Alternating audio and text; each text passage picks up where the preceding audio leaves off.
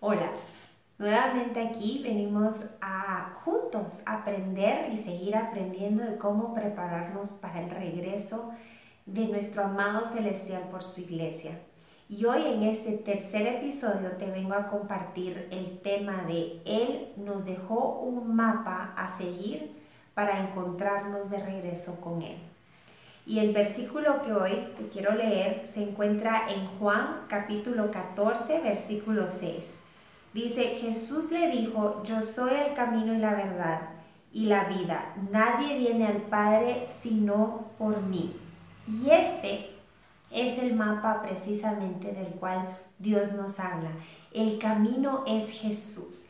En primer lugar, el aceptarlo como ese sacrificio perfecto para la salvación de mi alma, y en segundo y no menos importante, el seguir sus enseñanzas que tenemos en la Biblia, en el Nuevo Testamento. Ahora, yo te quiero confesar que cuando yo pasaba por la tribulación de esperar por la restauración de mi matrimonio, yo ignoré este principio y yo empecé a crear mis propios mapas o checklists de qué era lo que a otros les había funcionado para la restauración de su matrimonio. Empecé a buscar videos, empecé a buscar libros, empecé a buscar testimonios en YouTube que me hablaran acerca de cuáles esos 1, 2, 3 ABC pasos a seguir. Y de alguna manera se volvió una obsesión, porque yo pasaba más tiempo en las redes sociales, buscando y en los libros, que el tiempo que yo debía pasar en las escrituras. Yo quería que alguien sostuviera mi mano, que alguien estuviera al pendiente de cuánto yo iba desviándome o si iba en el camino correcto. Y dejé a un lado la relación preciosa, el único y verdadero camino que yo tenía para poder primeramente prepararme para lo eterno y luego para todo lo demás que vendría por añadidura. Yo estudiaba los síntomas de ese matrimonio que estaba testificando para ver si se asemejaba al mío, si el mío estaba en el rango de lo más o menos posible o si caía definitivamente en aquello que estaba imposible, peor que el valle de los huesos secos. Y yo te digo que mi pregunta era, Señor, en base a este checklist de los síntomas que se están presentando y más o menos yo puedo ubicar en qué fase se encuentra mi matrimonio, yo quería que Dios me dijera cuánto tiempo hacía falta. Porque de alguna manera yo así me podía preparar mentalmente. Yo podía decir, bueno, si son 3 navidades más que mis hijitos no van a ver a su papá, yo empiezo a ahorrar y de alguna manera me los llevo a distraer a alguna otra parte del mundo.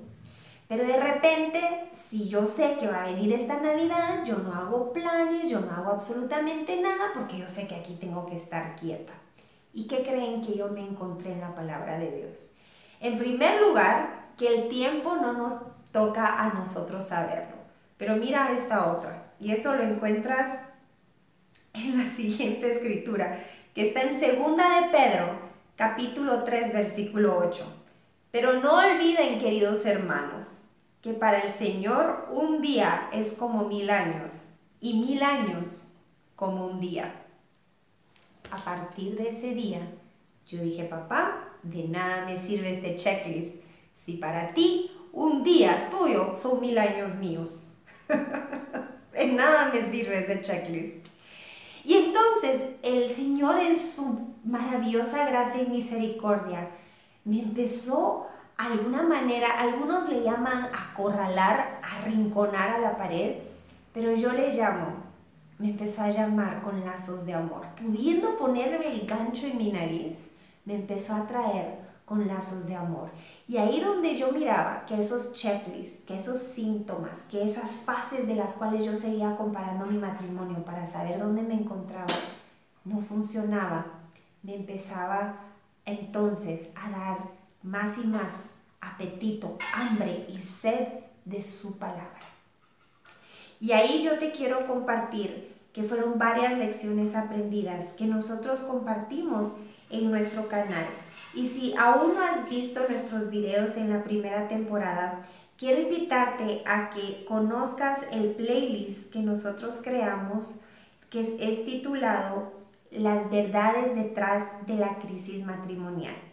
Y aquí tú puedes encontrar en uno de esos capítulos, aquí te vas al playlist en YouTube, o sea, sí, aquí sí se mira, pero es el episodio número 5 y el episodio número 6 y el 7, en donde yo comparto lo que yo aprendí de la escritura. Ya no los checklists de lo que le había funcionado a otras personas, porque muchas personas te van a decir, aplícale la ley del hielo, déjale de hablar, trátalo como lo que se merece que lo trates, o tú no te mereces eso, vete con otra persona, empieza tu vida de nuevo. Y yo te quiero decir que las leyes de este mundo no aplican para los favores de Dios. Es en la escritura que nos dice cómo es que debemos caminar en medio de la tribulación. ¿Cuáles son esos puntos de obediencia que nos van a llevar hacia la victoria? Que Dios ya está peleando por nosotros. A nosotros solo nos toca creer y obedecer. Así que te invito a ver el episodio 4, que es... episodio 5, que es Lo imposible hecho posible, principios bíblicos para la restauración matrimonial. El episodio 6, Él es quien me defiende siempre, principios bíblicos para la restauración matrimonial. Y el episodio número 7, que es el principio bíblico de la restauración matrimonial. Ese resume todos. Así que si no tienes tiempo de ver el 5 o el 6, empieza por el 7. El tip que hoy te quiero compartir para prepararnos para su santidad, ahora que sabemos que Él es el único camino a la verdad, que no hay checklist, no hay pasos a seguir, no hay síntomas, no hay que yo te pueda decir en la línea de tiempo según los síntomas que tu matrimonio tiene, te encuentras lejos, en medio o cerca de tu restauración. Ahora que sabemos esa verdad de que 1000 años nuestros pueden ser un día para el Señor, te quiero compartir el paso número 3 para prepararnos para su regreso, y es la obediencia radical. Y miremos qué dice la escritura acerca de la obediencia radical. Y esto lo encontramos en Santiago 1, versículo 22. Y dice así: pero sed hacedores de la palabra y no tan solamente oidores, engañándoos a vosotros mismos. Que seamos hacedores de la palabra. Y te quiero dar un ejemplo. ¿Te imaginas que Dios te pidiera que invitaras a la mujer extraña no solo a tomarse un cafecito a tu casa, sino también que le lavaras sus pies? Yo me imagino tu reacción, porque yo te quiero confesar que Dios, gracias a Dios, no me pidió lavar sus pies, pero me pidió hacer algo por Él, y era que le hablara a ella del amor que Dios sentía por ella. Y para mí fue uno de los retos más difíciles que papá me ha pedido. Pero quiero llevarte a la escritura, a Juan 13, en donde Jesús nos puso ese ejemplo. Y eso lo encuentras, como te menciono, en Juan 13. Jesús lava los pies de sus discípulos. Entre los discípulos de Jesús se encontraban discípulos que lo traicionarían, que negarían su nombre, que harían como si Él no hubiera estado caminando junto a su lado, que en el momento de crisis harían como que habían desconocido a Jesús. Y Jesús, siendo todopoderoso y sabiendo lo que iba a pasar, Él aún así decidió lavar sus pies. Y es que lavar los pies es un acto de humildad. Te arrodillas, tomas lo más inmundo que tenemos, puesto en ese entonces, si caminaban entre barro y tierra, estaban inmensamente sucios. Y aún así, Dios hizo ese acto acto de fe. Jesús nos dejó ese ejemplo de obediencia radical. Y ese es un ejemplo de muchos que puedes leer en el Nuevo Testamento. Si aún estás preguntando dónde empiezo a leer mi Biblia, cómo puedo hacer un devocional, yo te invito a que empieces en el Nuevo Testamento. Ahí empieza a leer la historia de Jesús en Mateo, Lucas, Juan. Ahí empieza a leer cómo fue que Jesús caminó aquí en la tierra y que aun cuando el enemigo lo puso a prueba en el desierto, él se mantuvo firme porque en él había una obediencia radical. No solo el escuchar las instrucciones de papá, que lo iba dirigiendo hacia donde él se tenía que conducir, aún ahí con la misión más difícil que era caminar hacia su crucifixión. Él fue un hacedor en todo tiempo. Y mira, leamos por último Isaías 66:2. Con eso voy a terminar. Dice: mi mano hizo todas estas cosas, y así todas estas cosas fueron, dice Jehová. Pero miraré a aquel que es pobre y humilde de espíritu y que tiembla mi palabra. Dios dice que Él mirará al que es pobre y humilde de espíritu, al que dice: papá, me pediste lavar los pies de mi enemigo, ¿hacia dónde me dirijo? ¿Qué jabón compro? ¿Cuánta agua le he hecho? Y no está: pero Dios, ¿pero por qué? Me ha hecho tanto daño. Le quitó lo que a mis hijos le pertenece. Me quitó los sueños y anhelos que yo tenía. ¿Cómo así que yo le lave los pies a esa persona? ¿Cómo así que yo vaya y le hable de Jesús a esa persona? ¿Cómo así que yo tan siquiera salude a esa persona? ¿Vas a discutir con tu hacedor? Nosotros somos el barro en sus manos y es en nuestro mejor interés dejarnos moldearnos por sus preciosas manos. Porque cuando caminamos en esa obediencia radical, la palabra de Dios dice que Él mirará a aquel que es pobre y humilde de espíritu. ¿Y tú crees que papá solo te va a ver ahí en medio de cómo pasas esa tribulación y crisis? ¿Lo harías tú con tus hijos si ellos están pidiendo auxilio y gritándote que por favor los ayudes y solo te quedarías viéndolo? ¿No? Al verte papá, también Él está desarrollando la solución, la cual Él ya tiene, pero que te va a dar a medida que tú le pidas la estrategia, a medida que tú lo busques en intimidad, a medida que nos quedemos en silencio en ese lugar secreto y a medida que estemos dispuestos a radicalmente ser obedientes. Muchas cosas no tienen sentido. Muchísimas cosas en este proceso de la restauración matrimonial no tienen sentido.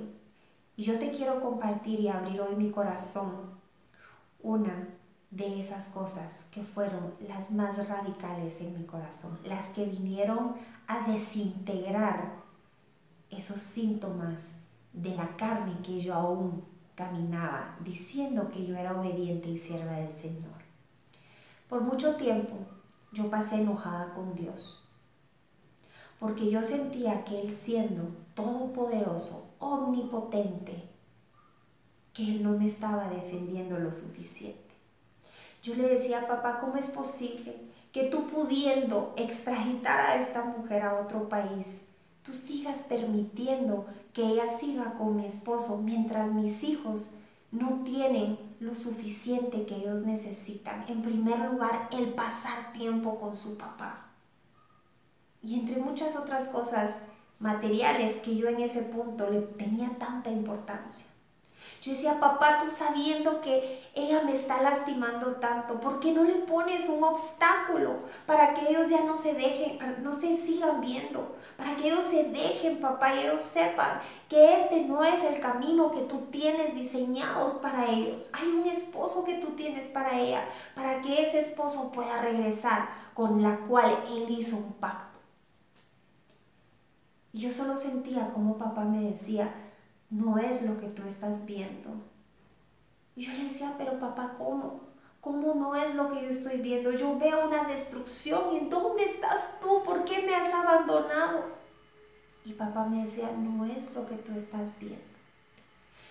Y así pasaron varios meses hasta que le dije, papá, está bien, ya me di cuenta que no me vas a quitar esta astilla en mi carne.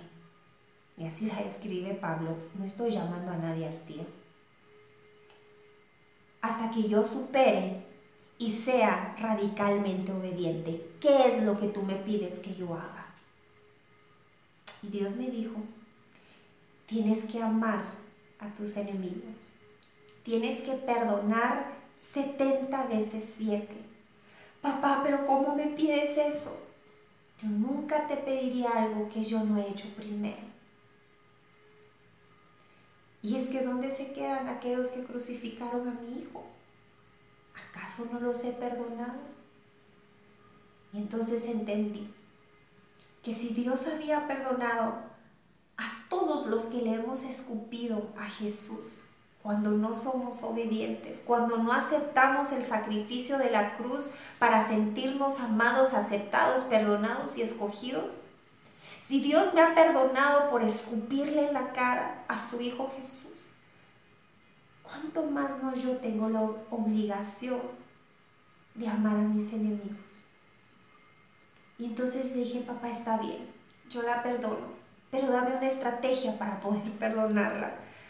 Porque aunque esto es una decisión y no un sentimiento, yo te confieso que ni siquiera la decisión me convence. Y papá me dio la estrategia. Me dijo, cada vez que a ti se te hunda el estómago, porque te recuerdas de la infidelidad que se está cometiendo, recuérdate que ese dolor no se compara al dolor que yo sentí cuando tú me fuiste infiel y tuviste a tu esposo en primer lugar en tu corazón. Y así empecé a caminar. Cada vez que yo recordaba ese dolor, que miraba a mis hijos extrañando a su papá, que la alacena no estaba tan rebosante como yo quisiera, yo decía, papá, esto no se compara al dolor que tú sentiste cuando te fui infiel. Gracias por recordármelo. Y así me fui por varios días y semanas, hasta que empecé a amarla a ella. Y fui capaz de decir, papá, tenías razón, no era lo que mis ojos veían. Esto no se trataba de un castigo, esto se trataba de que yo aprendiera a amar a mis enemigos, porque son mis enemigos los que al final tú permites en mi vida para que me acerquen a tu corazón, para que toda aquella falta de perdón, para que toda aquella ira y contienda que me apartaba de ti, de alejarme, de prepararme para tu regreso, tú los has usado para pulirme. La palabra de Dios dice que el hierro con el hierro se afila, y así es el amigo. La más grande bendición que yo tuve a lo largo de la espera de la restauración de mi hogar fue la mujer extraña. Esa sierva hoy de Dios que ha aceptado el sacrificio de Jesús, la que me acercó al corazón de papá, y yo la bendigo en el nombre de Jesús. Y fui capaz de pedir una llamada por teléfono con ella cuando Dios lo puso en mi corazón, no para pedirle a mi esposo de regreso, no para ponerle un ultimátum de que si no se iba, que algo iba a pasar, sino para decirle cuánto Dios la ama y cuánto Él estaba pendiente de su corazoncito. Y hoy te lo vengo a extender porque yo sé que la obediencia radical muchas veces se compromete con los deseos más profundos de nuestro corazón. Pero yo te quiero decir que si papá dice que Él va a poner su mirada en aquel que es pobre y humilde de espíritu, el que no solo es oidor sino hacedor, desde ahí ya estamos peleando desde la victoria hacia la victoria.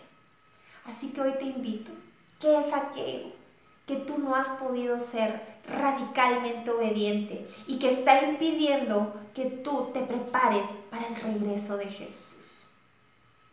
En el nombre poderoso de Jesús yo oro, Padre, para que día a día nos muestres, papito, qué es aquello que no estamos obedeciéndote radicalmente. Y el autor de Secretos del Lugar Secreto, Bob Sorge, define obediencia radical como ir más allá de lo que se nos pide hacer. Y hoy te reto, ¿qué es aquello que papá te ha pedido hacer, que no solo no has hecho, sino que tampoco te has puesto a preguntar cómo lo vas a hacer más allá de lo que papá te pidió? En el nombre de Jesús, espero que este mensaje hoy sea sembrado en nuestros corazones para seguir la transformación de nuestras almas aquí en la tierra en preparación de su regreso para ir a la eternidad junto a Él. Te mando un fuertísimo abrazo. Hasta el cuarto episodio.